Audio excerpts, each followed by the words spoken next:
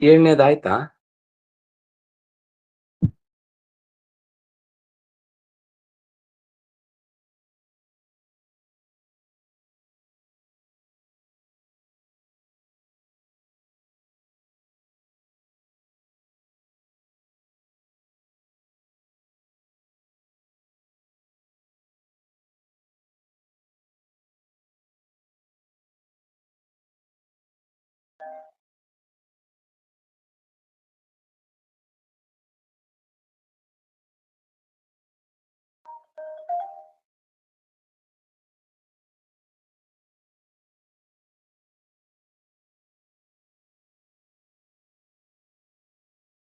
ಹಿಂದೆ ನಂದ, ಸುನಂದ ಮೊದಲಾದ ಅನೇಕ ಅವನ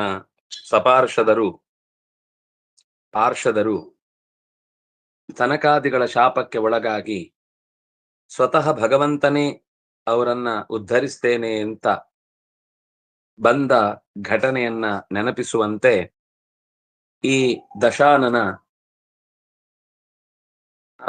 ತನ್ನ ಯುದ್ಧದ ಕ್ರೀಡೆಯ ಮೂಲಕ ರಾಮಚಂದ್ರನನ್ನ ನೋಡಿ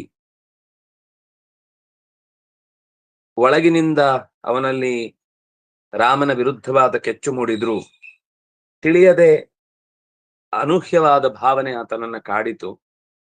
ಚಿತ್ರಂ ರಣಂ ಚಕಾರ ಅಂಬುಜಾಕ್ಷ ಚಿತ್ರಂ ರಣಂ ಚಕಾರ. ಸಪಾರ್ಷದರಲ್ಲಿ ಪ್ರವರ ತನ್ನ ಬಾಗಿಲು ಕಾಯುವವರಲ್ಲಿ ಅತ್ಯಂತ ಹಿರಿಯ ಜಯ. ಅವನು ಋಷಿಯ ಶಾಪದಿಂದ ರಾವಣನಾಗಿ ಈಗ ಎರಡನೆಯ ಅವತಾರ, ಎರಡನೆಯ ಬಾರಿ ಹುಟ್ಟಿ ಬಂದಿದ್ದಾನೆ ರಾವಣನಾಗಿ. ಮೊದಲು ಹಿರಣ್ಯಕಶಿಪು ಹಿರಣ್ಯಾಕ್ಷರಾಗಿ ಹುಟ್ಟಿದ್ರು, ಈಗ ರಾವಣ ಕುಂಭಕರ್ಣರಾಗಿ ಹುಟ್ಟಿದ್ದಾರೆ. ಅವರನ್ನ ರಣದಲ್ಲಿ ಎದುರಿಸಿದ ಅನ್ನೋದನ್ನ ನಾವು ಹಿಂದೆ ನೋಡಿದ್ವಿ. ಈಗ ಮತ್ತೆ ಮುಂದಿನ ಸಾಲಿನಲ್ಲಿ ಹೇಳ್ತಾ ಇದ್ದಾರೆ ಅವರ ಯುದ್ಧದ ತೀವ್ರತೆಯನ್ನ. ಇದು ಆಯ್ತು ಅನ್ಸುತ್ತೆ, ಆದ್ರೂ ಒಮ್ಮೆ ಓದ್ಬಿಡೋಣ. ಉತ್ಕಾರ್ಮುಕೌ ಕಾಂಚನ ವರ್ಮ ಬಾಣ ಭಾಜೌ ತೌರೇ ಚತುಸ್ಸಂತತ ಬಾಣ ವರ್ಷೌ ವ್ಯಕ್ತೇಂದ್ರ ಚಾಪೌ ಅಚಿರಾಂ ಶುಚಾರು ಸಂವರ್ತ ಮೇಘಾ ವಿವ ಭೂರಿ ವರ್ಷೌ. ಉತ್ಕಾರ್ಮುಕ ಎತ್ತಿ ಹಿಡಿದ ಧನುಸ್ಸುಳ್ಳವರು, ಕಾಂಚನ ವರ್ಮ ಭಾಜೌ ಬಂಗಾರದ ಕವಚಗಳನ್ನ ತೊಟ್ಟು ನಿಂತಿದ್ದಾರೆ, ಸಂತತ ಬಾಣ ವರ್ಷವು ನಿರಂತರ ಬಾಣದ ಮಳೆಗಳನ್ನ ಸುರಿಸುತ್ತಿದ್ದಾರೆ, ವ್ಯಕ್ತೇಂದ್ರ ಚಾಪವು ನೋಡುವಾಗ ಹೇಗಿದ್ರು ಅಂತಂದ್ರೆ ಧನುಸ್ಸನ್ನ ಎತ್ತಿದ್ದು ಆಕಾಶದಲ್ಲಿ ಒಂದು ರೀತಿಯಲ್ಲಿ ಈ ಕಾಮನ ಬಿಲ್ಲನ್ನೇ ಎತ್ತಿ ಹಿಡಿದ ಹಾಗೆ ಕಾಣ್ತಾ ಇದೆ. ಅಚಿರಾಂಶು ಚಾರು, ಎಷ್ಟು ಅಂದ ಅಂದ್ರೆ ತುಂಬಾ ಮಳೆಗರೆದಾಗ ಹುಟ್ಟುವಂಥವುಗಳು ಈ ಇಂದ್ರಚಾಪ ಅನ್ನುವಂಥದ್ದು. ಸುಮ್ನೆ ಒಂದು ಹನಿ ಬಿದ್ರೆ ತಕ್ಷಣಕ್ಕೇನು ಇಂದ್ರಧನುಸ್ ಬರಲ್ಲ. ಒಳ್ಳೆಯ ಆ ಕಡೆಯಿಂದ ಸೂರ್ಯನ ಬೆಳಕು, ಇತ್ತ ಮಳೆಯ ಮೋಡದ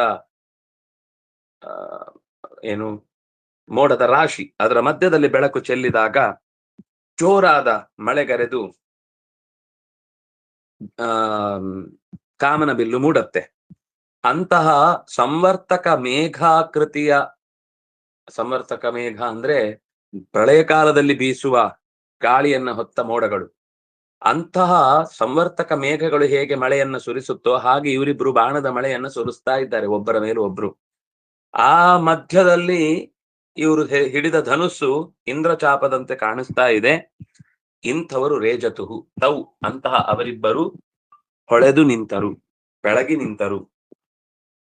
ಎಲ್ಲ ವಿವಚನದ ಶಬ್ದ ಅವರಿಬ್ಬರೂ ಅನ್ನೋದು. ತೌ ಅನ್ನೋದಕ್ಕೆ ಉತ್ಕಾರ್ಮುಕೌ ಕಾಂಚನ ವರ್ಮ ಭಾಜೌ ಸಂತತ ಬಾಣ ವರ್ಷೌ ವ್ಯಕ್ತೇಂದ್ರ ಚಾಪೌ ಅಚಿರಾಂಶು ಚಾರೂ ಸಂವರ್ತಕ ಮೇಘೌ ಭೂರಿ ವರ್ಷೌ.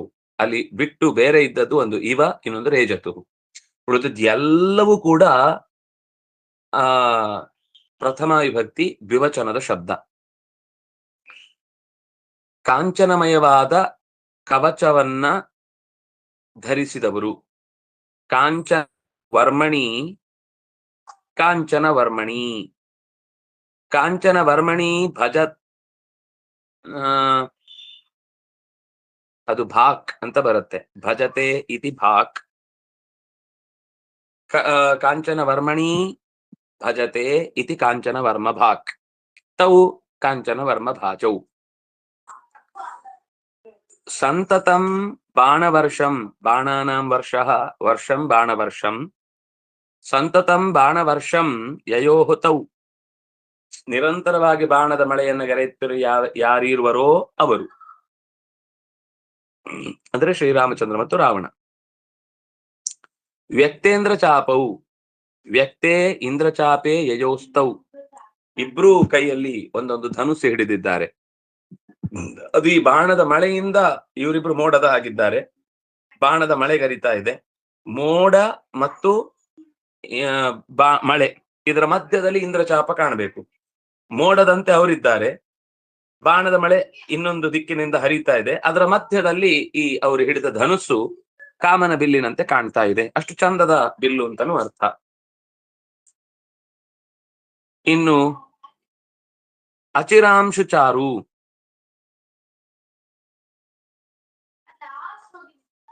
ಅಚಿರಾಂಶು ಅಂದ್ರೆ ಚಿರ ಅಂದ್ರೆ ತಡ, ಅಂಶು ಅಂದ್ರೆ ಕಿರಣ. ಶೀಘ್ರವಾಗಿ ಕಿರಣವನ್ನ ಬಿಡುವಂತದ್ದು ಅಥವಾ ಪ್ರಕಟವಾಗುವಂತದ್ದು ಮಿಂಚು. ಅಚಿರಾಂಶು ಅಂದ್ರೆ ಮಿಂಚು. ಅಚಿರಾಂಶುಭಿಹಿ, ಅಚಿರಾಂಶುಗಳಿಂದ ಚಾರೂ, ತುಂಬಾ ಚೆನ್ನಾಗಿ ಕಾಣಿಸುವಂಥವ್ರು, ವೇಗವಾಗಿ ಸಿಡಿದ ಮಿಂಚಿನ ಬೆಳಕಿನಿಗೆ ಹೊಳೆಯುತ್ತಿರುವಂಥವ್ರು ಇವರಿಬ್ರು.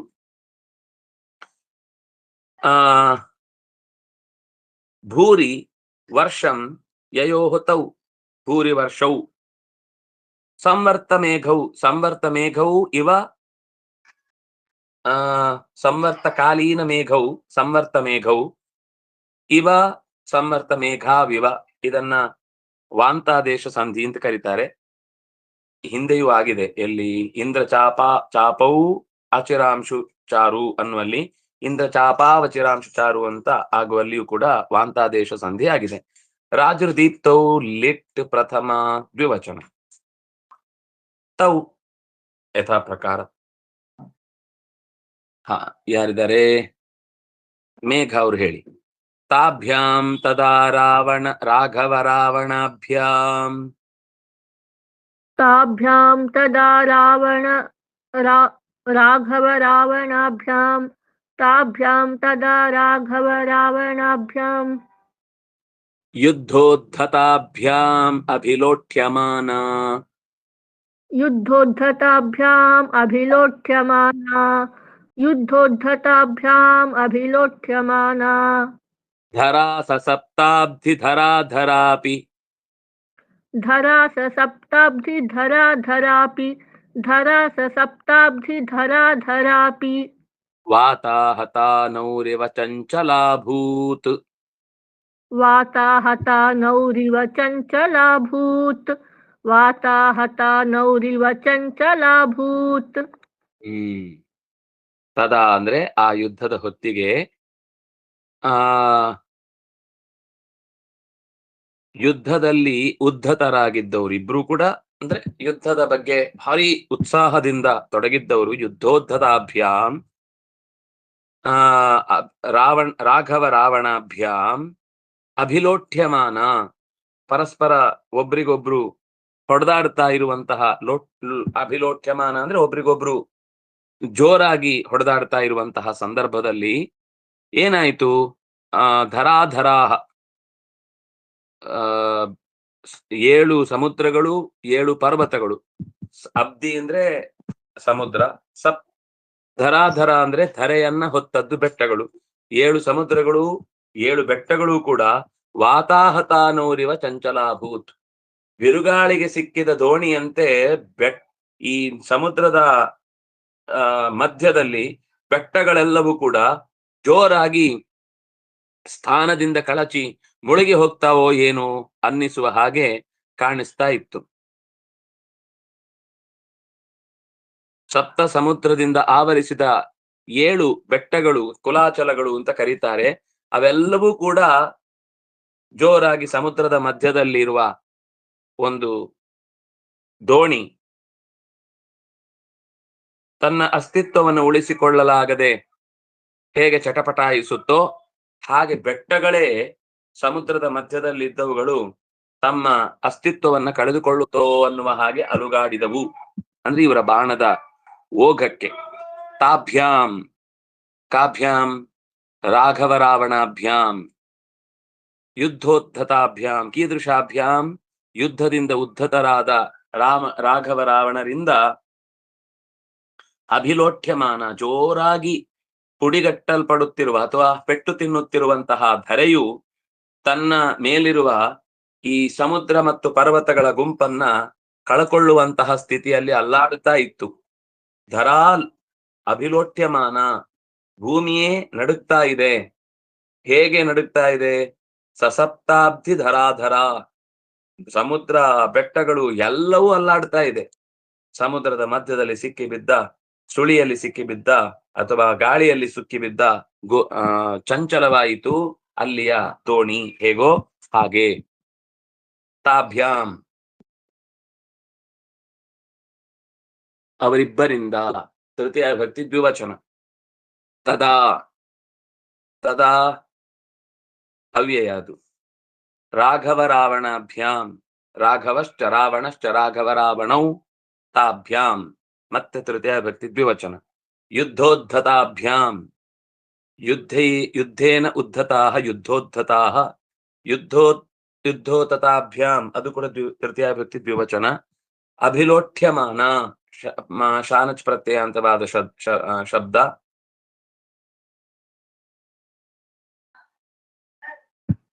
ಧರಾ ಸ್ತ್ರೀಲಿಂಗ ಪ್ರಥಮ ಏಕವಚನ. ಸಸಪ್ತಾಬ್ಧಿ ಧರಾಧರ, ಅದು ಕೂಡ ಸೇಮ್, ಮತ್ತೆ ಪ್ರಥಮ ವಿಭಕ್ತಿ ಏಕವಚನ. ಆದ್ರೆ ಏನಾಗಿದೆ ಅಂದ್ರೆ ಅಬ್ಧಯಶ್ಚ ಧರಾಧರಾಶ್ಚ ಅಬ್ಧಿಧರಾಧರಾಃ, ಸಪ್ತ ಸಂಖ್ಯಾಕಾಃ ಅಬ್ಧಿಧರಾಧರಾಃ ಸಪ್ತ ಅಬ್ಧಿಧರಾಧರಾಃ ಸಪ್ತ ಅಬ್ಧಿಧರಾಧರೈಃ ಸಹಿತಾ ಸಸಪ್ತಾಬ್ಧಿಧರಾಧರಾ. ಸ್ತ್ರೀಲಿಂಗ ಪ್ರಥಮ ಏಕ. ಅಪಿ ಅವ್ಯಯ. ವಾತೇನ ಹತ ವಾತೇನ ಆಹತ ವಾತಾಹತ ಪ್ರಥಮ ವಿಭಕ್ತಿ ಏಕವಚನ. ನೌಹು ಔಕಾರಾಂತ ಸ್ತ್ರೀಲಿಂಗ ಪ್ರಥಮ ವಿಭಕ್ತಿ ಏಕವಚನ ನೌಹು. ಇವ ಅವ್ಯಯ. ಚಂಚಲ ಸ್ತ್ರೀಲಿಂಗ ಪ್ರಥಮ ಏಕ. ಅಭೂತ್ ಲುಂಗ್ ಪ್ರಥಮ ಏಕ.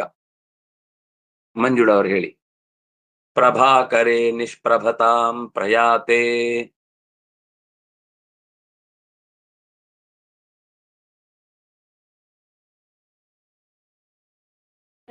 ಡೌಟ್ ಇತ್ತು. ಹೇಳಿ. ಲೋಟ್ಯಮಾನ ಅಂದ್ರೆ ಏನು? ಮತ್ತೆ ಲೋಟ್ಯಮಾನ ಅಂದ್ರೆ ಮರ್ದಿಸಲ್ಪಡುವುದು. ಚೆನ್ನಾಗಿ ಇವರ ಬಾಣದ ಪ್ರಯೋಗಗಳಿಂದ ಅವುಗಳು ಪೆಟ್ಟು ತಿಂದು ಬಿಟ್ಟಿದ್ದಾವೆ. ಭೂಮಿ ಪೆಟ್ಟು ತಿಂದಿದೆ. ಅಂದ್ರೆ ಪೀಡಿತರಾಗಿರೋದು ಅಂತ. ಪೀಡೆ ಆಗಿರುವುದು. ಸಿಕ್ಕಾಪಟ್ಟೆ ಅದರ ಏಟನ್ನ ಅನುಭವಿಸಿ ಒತ್ತಿ ಹಾಕಿದಾಗ ಆಗ್ತಾ ಇದೆ.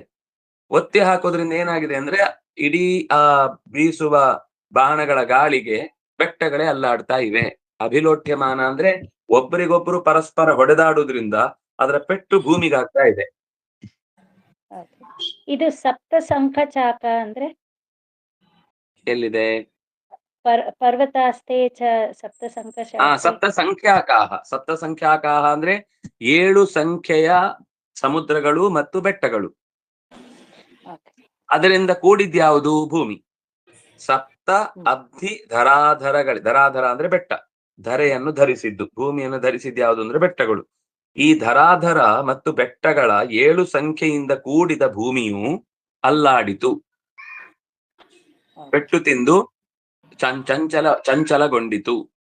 ಚಂಚಲ ಅಭೂತ್. ಹೇಗೆ ಅನ್ನೋದಕ್ಕೆ ಒಂದು ಉದಾಹರಣೆ. ವಾತಾಹತ ನೌರಿವ. ನೌಹು ಇವ ನೌರಿವ ರೇಫಾದೇಶ ವಿಸರ್ಗ ಸಂಧಿ.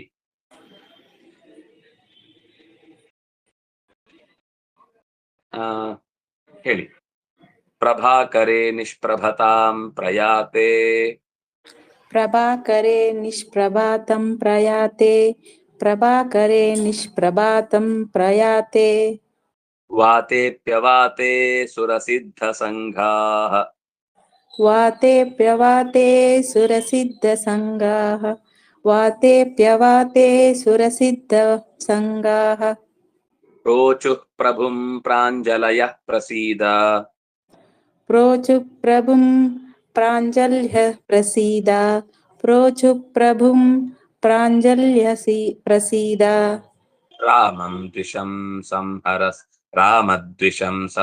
संहरेति रामद्विषं सहर संहरेति संहरेति रामद्विषं सह संहरं संहरेति ಹ್ಮ್.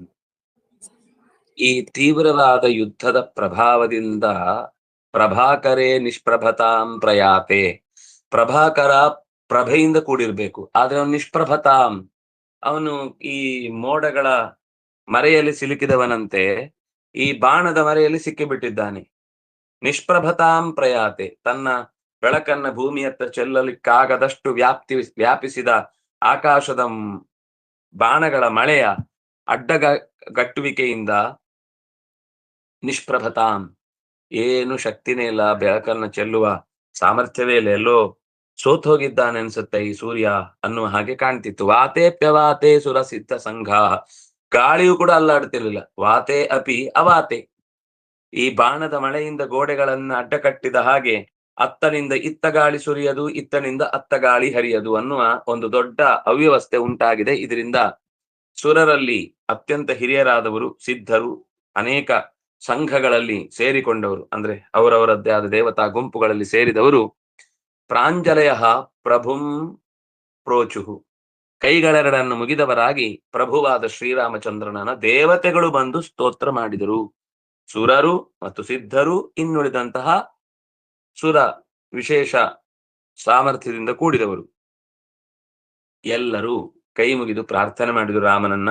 ಹೇ ರಾಮ, ಪ್ರಸೀದ, ದ್ವಿಷಂ ಸಂಹರ ಸಂಹರ, ನಮ್ಮ ಬಗೆಗೆ ಪ್ರಸನ್ನನಾಗು, ರಕ್ಕಸರನ್ನ ಕೊಲ್ಲು ಕೊಲ್ಲು ಕೊಲ್ಲು ಬೇಗ, ಕಳ್ಳರ ಶ್ರೀ ಮಧ್ವನಲ್ಲ ವಲ್ಲಭ, ಕೊಲ್ಲದಿದ್ದರೆ ಬಿಡಾಲವರು ಕಲಿಯುಗದ ಕಳ್ಳರು ಅಂತ ಪ್ರಾರ್ಥನೆ ಮಾಡುವ ಹಾಗೆ ಜನ ಎಲ್ಲ ರಾಮಚಂದ್ರನನ್ನ ಕೇಳ್ತಾ ಇದ್ರೆ, ಈ ದುಷ್ಟನನ್ನ, ಎಲ್ಲರನ್ನೂ ದ್ವೇಷಿಸುವವನ್ನ ಸಂಹಾರ ಮಾಡು, ನಮ್ಮ ಬಗ್ಗೆ ಪ್ರಸನ್ನಗೊಳ್ಳು ಮತ್ತು ಈ ದುಷ್ಟರನ್ನ ದೂರೀಕರಿಸು. ಸಂಹರ ಸಂಹರೇತಿ. ಪ್ರಭಾಕರೇ ಸಪ್ತಮಿ ಏಕ, ನಿಷ್ಪ್ರಭತಾಂ ದ್ವಿತೀಯ ಏಕ, ಪ್ರಯಾತೆ ಸಪ್ತಮಿ ಏಕ, ವಾತೆ ಸಪ್ತಮಿ ಏಕ, ಅಪಿ ಅವಾತೆ ಅಪ್ಯವಾತೆ ಎಣ್ಸಂಧಿ, ಅವಾತೆ ಮತ್ತೆ ಸಪ್ತಮಿ ಭಕ್ತಿ ಏಕವಚನ, ಅವಾತೆ ಅವಾತೆ ಸತಿ ಸತಿ ಸಪ್ತಮಿ ಆಗುತ್ತೆ. ಸುರಸಿದ್ಧ ಸಂಘಾಹ, ಸುರಾಶ್ಚ ಸಿದ್ಧಾಶ್ಚ ಸುರಸಿದ್ಧಾಹ, ಸುರಸಿದ್ಧಾನಾಂ ಸಮೂಹ ಸಂಘ ಸುರ ಸಮೂಹ ಸಂಘ ತೇ ಬಹುವಚನದಲ್ಲಿ ಸುರಸಂಘ ಸುರಸಿದ್ಧ ಸಂಘಾಹ. ಪ್ರೋಚುಹು ಪ್ರ ಉಪಸರ್ಗ, ವಚ ಪರಿಭಾಷಣೆ ಲಿಟ್ ಪ್ರಥಮ ಏಕ, ಪ್ರಭುಂ ದ್ವಿತೀಯ ಏಕ, ಪ್ರಾಂಜಲಯ ಪುಲ್ಲಿಂಗ ಪ್ರಥಮ ಬಹು, ಸ್ತ್ರೀಲಿಂಗ ಪ್ರಥಮ ಬಹು, ಪ್ರಸೀದ ಲೋಟ್ ಮಧ್ಯಮ ಏಕ, ರಾಮ ಸಂಬೋಧನಾ ಪ್ರಥಮ, ದ್ವಿಷಂ ದ್ವಿತೀಯ ವ್ಯಕ್ತಿ ಏಕವಚನ, ಸಂಹರ ಸಂಹರ ಲಿಟ್ ಮಧ್ಯಮ ಏಕ, ಸಂಹರ ಸಂಹರ ಅಂತ ಎರಡು ಬಾರಿ ಹೇಳುವುದನ್ನು ಒಟ್ಟಿಗೆ ಹೇಳುವುದು ಸಂಸ್ಕೃತದಲ್ಲಿ ಒಂದು ವಿಶೇಷತೆ. ಸಂಹರ ಸಂಹರ ಇತಿ ಸಂಹರೇತಿ ಎಣ್ಸಂಧಿ, ಗುಣಸಂಧಿ. ಇನ್ಯಾವುದಿದೆ? ವಾತೇಪಿ ಪೂರ್ವರೂಪ ಸಂಧಿ, ಅಪ್ಯವಾತೆ ಎಣ್ಸಂಧಿ. ಇಷ್ಟು. ಸಂಹರ ಸಂಹರ ಲೋಟ್ ಮಧ್ಯಮ ಏಕ ಪುರುಷ. ಹೌದು, ಲೋಟ್ ಮಧ್ಯಮ ಏಕ, ಅದು ಒಟ್ಟಿಗೆ ಹೇಳುದು. ಸಂಹರ ಸಂಹರ ಸಂಹರತು ಸಂಹರತು ಸಂಹರತಾತ್ ಸಂಹರತಾತ್ ಸಂಹರಂತು ಸಂಹರಂತು ಸಂಹರ ಸಂಹರ ಸಂಹರತಾತ್ ಸಂಹರತಾತ್ ಸಂಹರತಂ ಸಂಹರತ ಸಂಹರಾಣಿ ಸಂಹರಾಣಿ ಸಂಹರಾವ ಸಂಹರಾವ ಸಂಹರಾಮ ಸಂಹರಾಮ, ಜೋಡಿಯಾಗಿ ಹೇಳುದು. ಪ್ರೋಚುಹು ಅನ್ನುವುದಲ್ಲಿ ವಚ ಪರಿಭಾಷಣೆ ಲಿಟ್, ಉವಾಚ ಊಚತು ಊಚುಹು, ಪ್ರ ಉಪಸರ್ಗ ಸೇರಿದ್ರೆ ಪ್ರೋಚುಹು ಅಂತಾಗಿದೆ. ಸರಿ, ಶ್ರೀ ಹರಿಪ್ರಿಯತಾಂ ಶ್ರೀ ಕೃಷ್ಣಾರ್ಪಣಮಸ್ತು.